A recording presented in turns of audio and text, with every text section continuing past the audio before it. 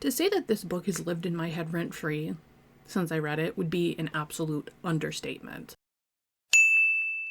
I picked this book up on a whim. I thought, hey, the title sounded interesting. I thought the cover was very plain and kind of boring, and I thought that was interesting. And then I can't stop thinking about it. Like, I think about this on a monthly basis. This book pops into my head and I can't not think about it, especially with the content I've been making lately and the videos I've been making about real person fiction and how shit's weird. And then I remember that I read this book and I felt the same way. Here we are. What book am I talking about? Kill the Boy Band by Goldie Moldavsky. This is a fucking roller coaster ride of a book. I didn't know what to expect going into it because, like, this is how short the synopsis is. I just thought, oh, very plain cover, catchy title, whatever. But yeah, this book's a wild ride and you better strap in because we're gonna talk about it. Here's a synopsis of this book. They are friends, they are fans, and they are sick of being nice. Just know from the start that it wasn't supposed to go like this. All we wanted was to get near them. That's why we got a room in the hotel they were staying. We were not planning to kidnap one of them, especially not the most useless one, but we had him. His room key, his cell phone, and his secrets. We were not planning on what happened next. We swear. Insane. I'm going to read this page with the very large print so you can kind of get a more feel of what this is about. The most important thing that you should know is that this is not fan fiction. It isn't one of those lonely girl Tumblr fantasies about meeting your biggest celebrity crush. This is the story of me and my friends and the time we met the Ruperts. You can believe it or not, that's on you. Just because you heard a different account of the events on the news doesn't mean that this one isn't true. I have to tell it exactly as it happened. I have to get the truth out. And I'm truly sorry for what we have done. What the fuck? It still gives nothing about what this book is about, and I thrive off of that. It's so mysterious, and immediately was sold on absolutely every part of this book. So, what is this book about? We have 4 fangirls who are following their favorite boy band, the Ruperts. Very One Direction-esque, and we'll get into that. And they are in town for their Thanksgiving Day special. They are British. I don't know why they're doing a Thanksgiving Day special in the United States, but, whatever. Not my thing to be upset about. So, these 4 girls, they're teenagers, high school students. They get a room at the hotel these boys are staying at, and their whole thing was they just wanted to see them. Like I read in that little bit, they just wanted to see them, maybe meet them, get a picture, live their YN fantasy, and holy shit, it gets so much worse than that. This is absolutely insane. So let's go through the girls because they each have a Rupert that they obsess over, and they have their own piece within the fandom. Their friendship is held together by this boy band. If they were not obsessed with this boy band, they probably wouldn't be friends, if I'm being honest, based off of how they interact. So let's go through the 4 girls, the main characters, and find out what's going on. So the main character, the perspective that this story is told from, is Lydia. She is the fan fiction writer of the group. She writes real person fiction. This book gives a great look at what real person fan fiction is. So if you're questioning what's real person fan fiction and my other videos are not obvious enough of what it is, this is the book you want to read because she talks about writing real person fan fiction in it constantly and how she comes up with these like alternate universe stories, and it's mind-boggling, like being in the mind of that kind of fans. Now, Lydia's favorite Rupert is Rupert K. In case it wasn't clear, they're all named Rupert, so we have to go with last initials, and that's literally how their fans identify them. Next, we have Erin, who is just a dedicated fan. Erin will go to bat for them. Her favorite Rupert is Rupert X. I really couldn't pick up on a lot of what Erin was about in there. Like, the other girls are very obvious which Rupert they like and why they like them, what piece they have in the fandom, but Erin's very just kind of like, I like them, and we're gonna do our best to be obsessed, and that's about it. Then we have Isabel, the dedicated keyboard warrior and the blog writer, and her favorite Rupert is Rupert L. Now, when I say keyboard warrior, she's the one sending threats to people. Isabel's infamous tweets ranged from the cartoonish and impossible. For example, I'm going to pull your tongue out of your mouth, wrap it around your neck, and strangle you with it. So hard your eyes will pop out, I will pee in the sockets. To the quaint, get your fucking hands off him, bitch, I will cut you. Hashtag Rupert L is mine with 4 knife emojis. To the cryptically disturbing, I watch you in your sleep. Eye emoji, sleep emoji, thumbs up emoji.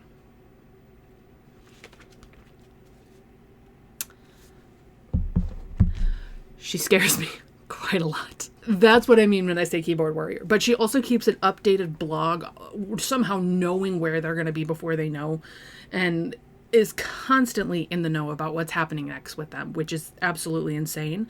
And only someone who's obsessed and delusional could reach that level, you know? Then we have Apple, who is just your crazy obsessed fan. She is the type of fan that most people think of when you say obsessed fangirl. She is loud and obnoxious about her love, which, fuck yeah, girl, pop off. But she's also kind of inappropriate with some of this stuff, and it gets a little weird. Apple's favorite Rupert is Rupert P, who is important in this. Keep him in mind. I just love that there's such a diverse part of what being a fangirl, like a teenage fangirl is. They cover the entire spectrum.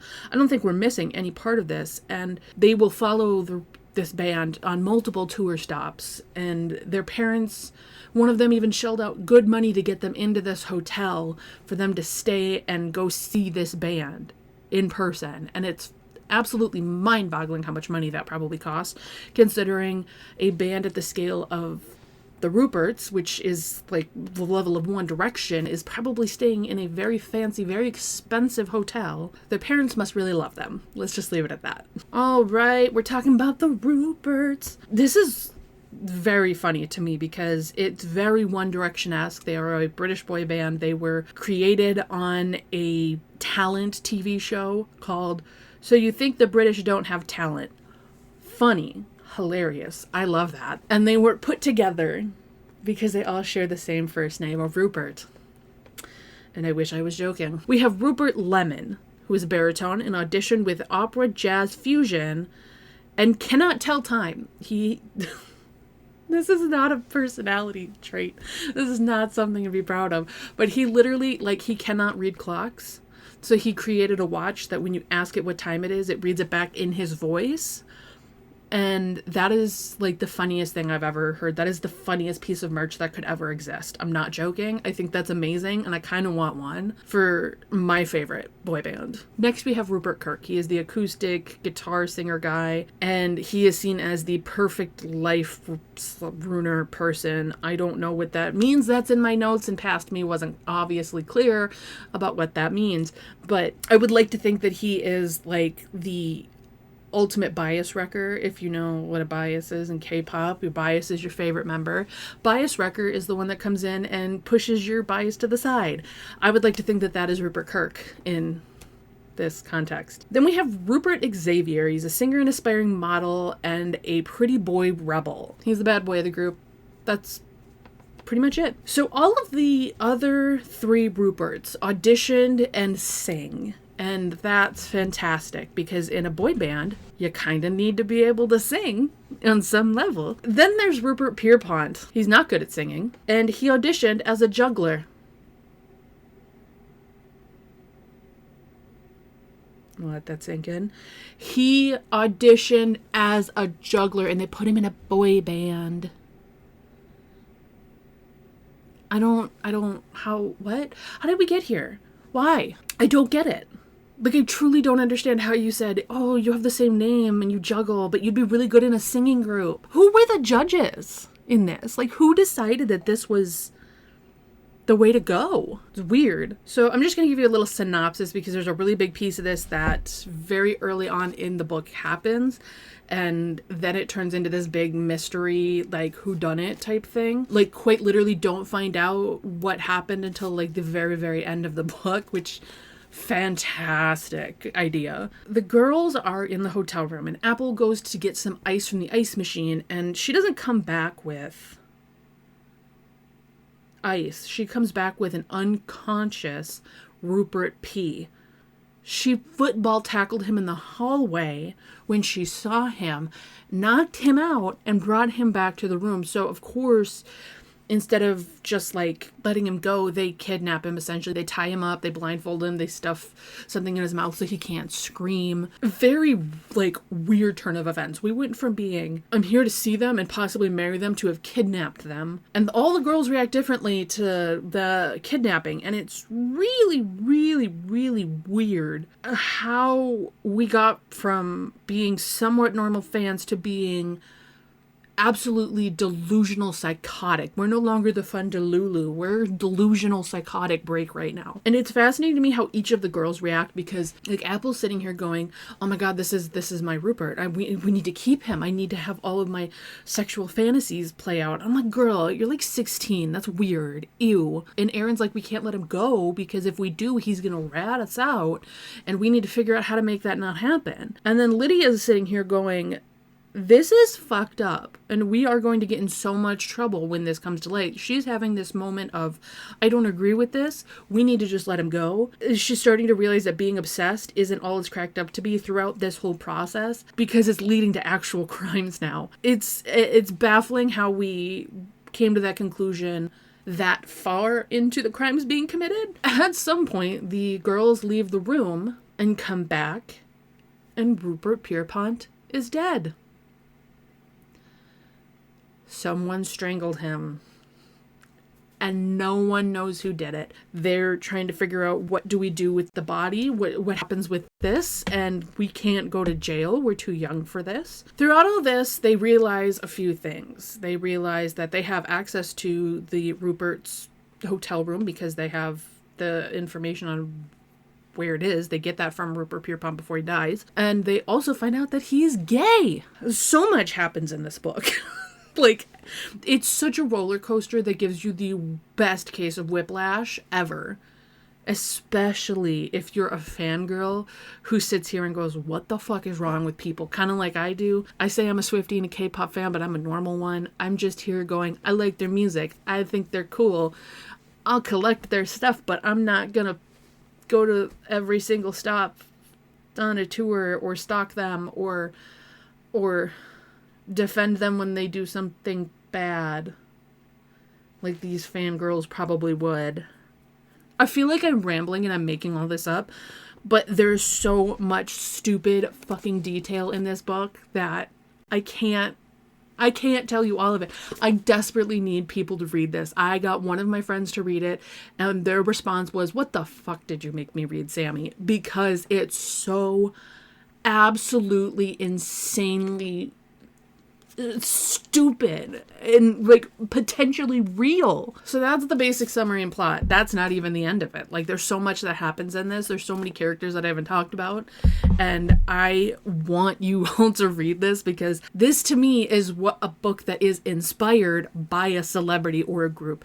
This is inspired by One Direction on some level, with the crazy fangirls and the absolute dedication to their group. The group was formed on a talent TV search show. Like, it's so obviously One Direction inspired, but it's not One Direction. We're not ripping this exactly for whatever, you know? I don't even know what I'm saying. This is what I prefer my celebrity inspired books to be like.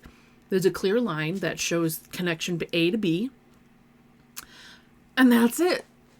It's not the same people. It's not just a renamed person. It's not a carbon copy of the person. It's a boy band inspired thing, and you can clearly tell it is One Direction. It doesn't even have to state it. I want to talk about some of the things that really worked well with this book for me. There's a lot of really good quotes in this that I highlighted throughout, because I did annotate this book on a level. It really does tell a great story about what level of fangirl you can be and what it means to be a fangirl, and how adults, and particularly men, will immediately smush down your love for something because they think it's silly. And, you know, being a fan of something isn't silly. I would just like to point out that men will punch TVs over a football team losing or their favorite sports team winning. They will riot in the streets, but a girl buying Taylor Swift merch is not okay. There's a really fascinating moment in the book where Lydia is actually at a bar and a bartender is telling her that basically she's not going to like them soon. And I'm going to read you that passage because I think it's a great lens at the age that I'm at as to why I shut down liking things for so long. What you don't even realize now, which you will only come to understand in time, but lucky for you, I'm here to tell you, is that you're not going to give two shits about this band in a few years. In fact, I guarantee that this group that you admire so much and that you're putting all your love and dedication and devotion into will be nothing more than an obsession you will be immensely embarrassed of having. One day you'll be in college, maybe you'll be at a party, and someone will say, "Hey, do you remember the Ruperts? How shitty was their music?"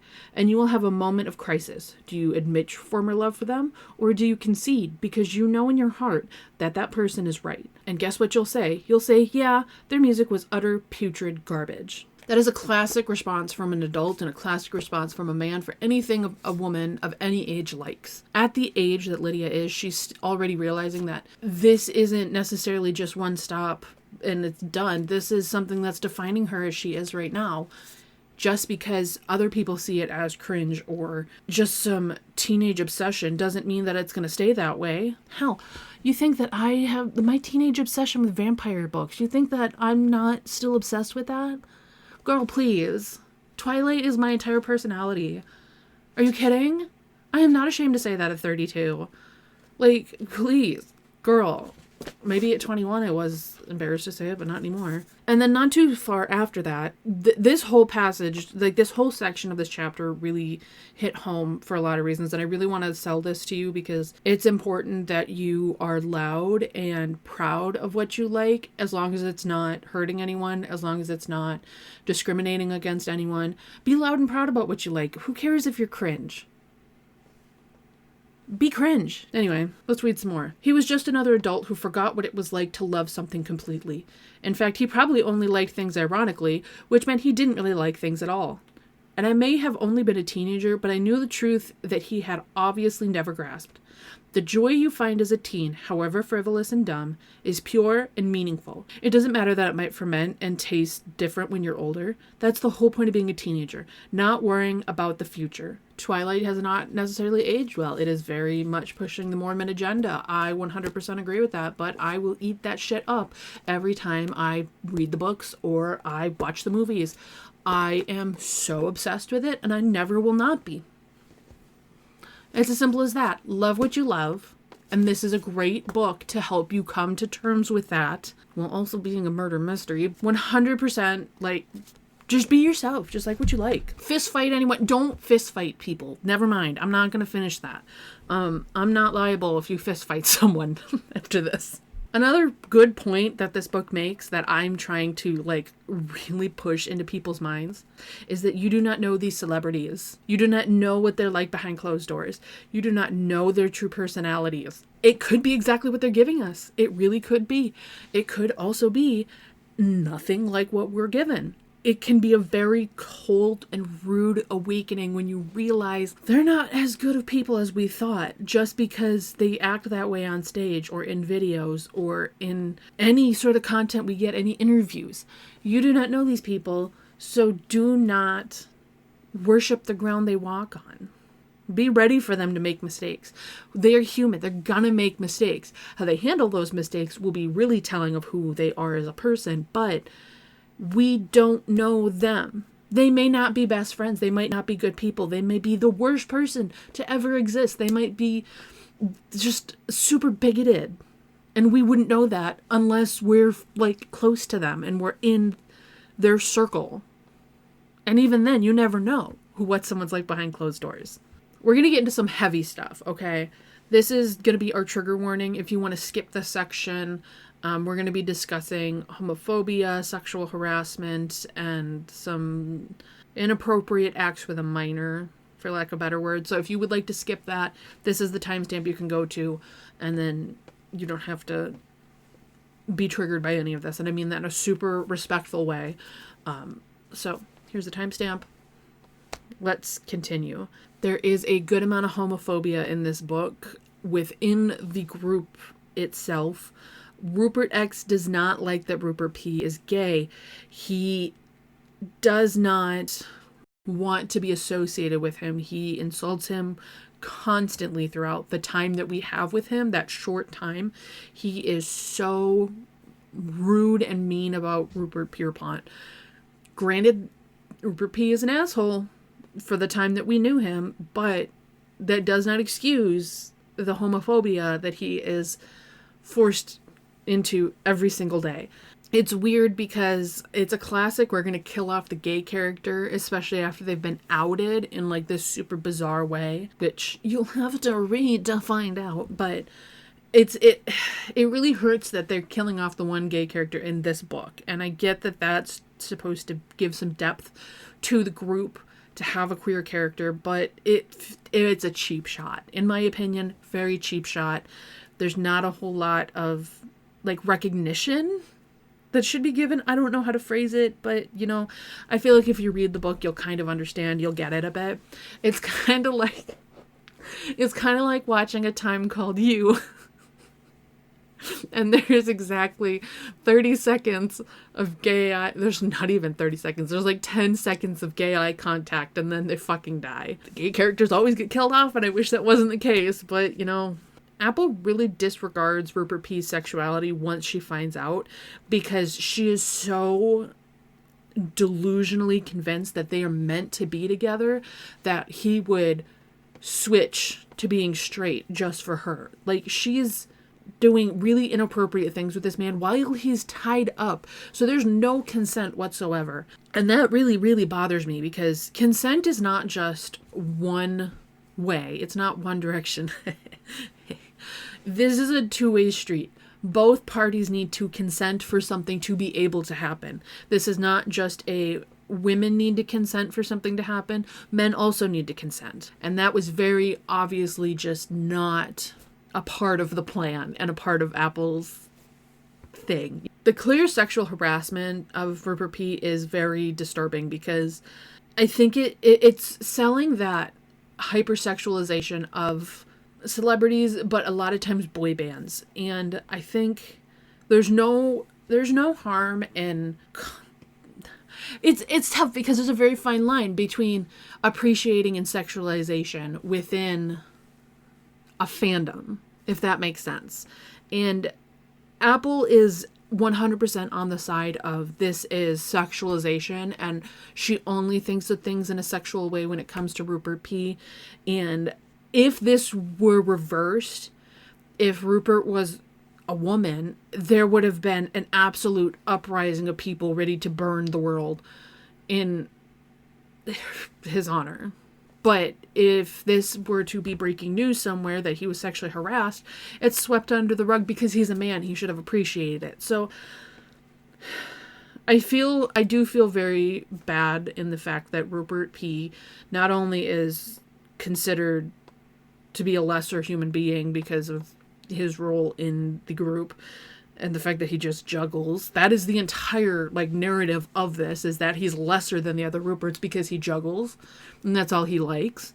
And then it comes out that he's gay, and it's constant harassment and just blatant disregard and disrespect for his sexuality because, oh, I can change him. He'll love me. And then to have the sexual harassment on top of that, especially right before he dies. That poor man did not even have a chance at a normal existence after all of this. I feel horrible for him. And then this is going to be a spoiler. We're going to talk about a spoiler. This is a big part of some of the plot twists and how the story moves forward. So please keep that in mind. If you don't want this spoiler, don't listen. This isn't the biggest spoiler of the whole book. I'll just say that. There's a point in the plot where we find out why Erin doesn't really latch on like the other girls do, and she's not super obvious about what kind of fangirl she is. And she has this plot to kill the boy band. Now, what does that mean? That means she wants the group to disband, basically. She doesn't want them to actually die. She just wants to get some revenge for something that happened previously at another show. Please keep in mind that she is a minor, and this is highly inappropriate for her and for the group. But anyway, she goes to one of the tour stops and ends up in the dressing room completely naked and ends up having sex with her favorite, Rupert. And then he took some pictures and sent them to his friends when she begged him not to. And that is why she wants the downfall of the boy band. And that is why the whole plot is to get rid of them. This book is insane. We go from having this moment of teenage joy and enjoying things to having really dark, in-depth conversations about things that I don't think a lot of books would touch, given the nature of what's happening in this book. It's some really heavy shit, but it's important conversations to have. And I think that knowing what you're getting into before reading this is very important. I'm not going to elaborate more on that. We're going to move on to my final thoughts on it. The more I sit with this book, the more I love it. It's absolutely insane. It's crazy plot twists. It deals with heavy subjects. It's a really easy read, but it keeps you guessing and thinking. And I think if you want some celebrity-inspired fiction, this is a good way to go. I think about this book all the time. I can't not think about this. It's going to be one that I recommend. It's not one of my favorite books of all time, but it is absolutely something I recommend because it's a great look at fangirl culture. It's great commentary on that. It's great commentary on how you don't know a celebrity and you don't know their daily life. You don't know their friendships. You don't know anything about them other than what they sell. And it's such a fascinating look into that. And it's everything I've been saying in the past few videos of real person fiction. I cannot recommend this enough. Like, I only rated this 3.75 stars when I read it back in September 2024. I would say it's probably a 4-star book for me now that I've sat with it and I've really dove into the real person fiction side of things and celebrity inspired books. This is a great example of what inspired actually means. Even on the back, misery for the believer generation. If you're a fangirl on any level, you need to read this book. I'm so serious. I got this so cheap, secondhand, and I've seen multiple copies secondhand since I got it. I picked it up because of the title alone. I said they should never judge a book by its cover, but like, it's so simple, it's so sleek. I am obsessed. So if you're looking for a good book, it is a fast-paced book that has mystery and humor and real-life things. If you're a Tumblr girl, a Wattpad girl, this is for you. If you're a Directioner or a K-pop fan or a Swiftie or, I don't know what other, Beliebers, this is for you. Anyway, that's Kill the Boy Band by Goldie Moldavsky. What do you think? Have you read this book? If you have, please tell me your thoughts on this. I need more people to talk about this book with. If you haven't, please read it. If you have a book that is a good example of celebrity inspired, please drop a comment down below. Let me know. I want to read more books that are inspired and not real person fiction. I want something that's going to make me go, wow, this book is so good because it's inspired by something I like rather than this is a blatant ripoff of what I like. And trust me, there's more videos like those coming. Let me know down below what I should review next, and I will see you in the next video. Goodbye.